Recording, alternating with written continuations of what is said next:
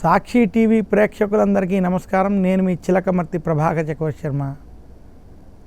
శ్రావణ మాస కృష్ణపక్ష అష్టమిని కృష్ణాష్టమి, జన్మాష్టమి అని చెప్పబడింది. శ్రావణ మాసం ప్రత్యేకమైనటువంటి మాసం కావడానికి విశేషమైనటువంటి కారణం శ్రవణ నక్షత్రం విష్ణు ప్రీతికర నక్షత్రం. అలాంటి శ్రవణ నక్షత్రంతో కూడి ఉన్నటువంటి మాసము, శ్రవణ నక్షత్రం రోజు పౌర్ణమికి దగ్గరగా ఉన్నటువంటి మాసం శ్రావణ మాసం. అలా విష్ణుమూర్తికి సంబంధించినటువంటి ఆ శ్రావణ మాసంలో ద్వాపర యుగంలో ధర్మాన్ని స్థాపన చేయడం కోసం శ్రావణ మాస కృష్ణపక్ష అష్టమి తిథి రోజు అష్టమ గర్భమున శ్రీకృష్ణ పరమాత్ముడు కంసుడి యొక్క చెరసాలలో అష్టమ గర్భమున జన్మించిన రోజు కాబట్టి ఇది కృష్ణాష్టమి, జన్మాష్టమి అయినది. కృష్ణాష్టమి రోజు విశేషంగా ప్రతి ఒక్కరూ ఈరోజు తెల్లవారుజామునకి పూర్వమే లేచి తలస్నానాన్ని ఆచరించడం, ఈరోజు కొత్త బట్టలు కట్టుకోవడం, ఇంటిని తోరణాలతో అలంకరించడం, అలాగే విశేషంగా ఈరోజు చిన్ని కృష్ణుణ్ణి ఆరాధించాలి, పూజించాలి.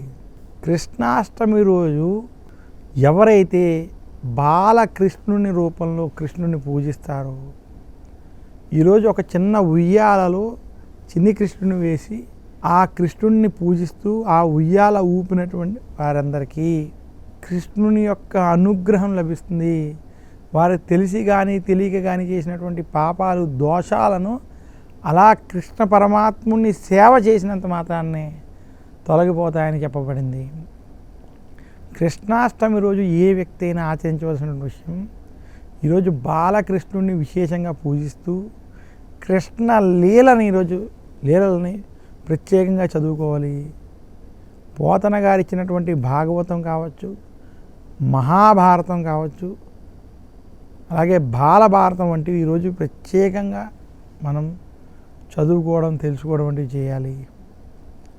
అందులోనూ ఈరోజు బాలకృష్ణుడికి పంచామృతాలతో అభిషేకం వంటివి చేసుకోవడం, శ్రీకృష్ణుడిని ధూపదీప నైవేద్యాలతో పూజించి షోడశోపచారాలన్నీ చేసి కృష్ణుడికి సంబంధించినటువంటి అష్టోత్తర శతనామాలతో పూజించుకోవాలి. ఈరోజు శ్రీకృష్ణుడికి పాలతో చేసిన ప్రసాదాలని నివేదన చేయాలి. కృష్ణాష్టమి రోజు ఖచ్చితంగా వెన్నని, క్షీరాన్నాన్ని, పాలు, బెల్లాన్ని ఇవి నివేదన చేయాలి. విశేషించి అటుకులతో చేసిన పరవాన్నాన్ని శ్రీకృష్ణుడికి ఈరోజు నివేదన చేయాలని పెద్దలు తెలియజేశారు.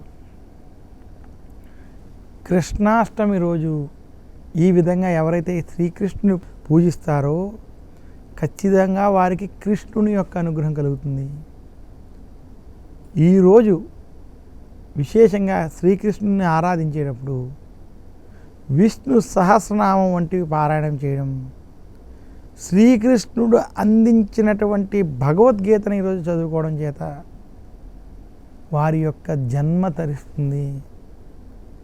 శ్రీకృష్ణుడిని ప్రతిరోజు పూజించుకోవాలి. కానీ అలా కుదరని పక్షంలో కనీసం నేటి ఆధునిక సమాజంలో కృష్ణాష్టమి రోజు కనుక భక్తి శ్రద్ధలతో ఆయన్ని పూజించినట్లయితే, వారి యొక్క ఆలయాలను ఈరోజు దర్శించినట్లయితే, అలాగే భగవద్గీత, విష్ణు సహస్రనామం వంటివి ఈరోజు చదివినట్లయితే కృష్ణుని యొక్క అనుగ్రహం చేత జ్ఞానము వల్ల ధ్యానము వల్ల మోక్షము కలుగుతుంది అని భగవద్గీతలో ఉన్నటువంటి విషయాలను ఈరోజు స్పష్టంగా తెలుసుకోవాలని మాత్రం సూచిస్తున్నాను. ఈ రకంగా కృష్ణాష్టమిని జరుపుకున్నటువంటి వారికి కృష్ణుని యొక్క అనుగ్రహం లభించుట చేత శుభ ఫలితాలు పొందుతారని మాత్రం సూచిస్తున్నాను. మరొక్కసారి అందరికీ జన్మాష్టమి, కృష్ణాష్టమి శుభాకాంక్షలు తెలియజేస్తూ నమస్కారం. మీ చిలకమర్తి ప్రభాకర్ చక్రవర్తి శర్మ.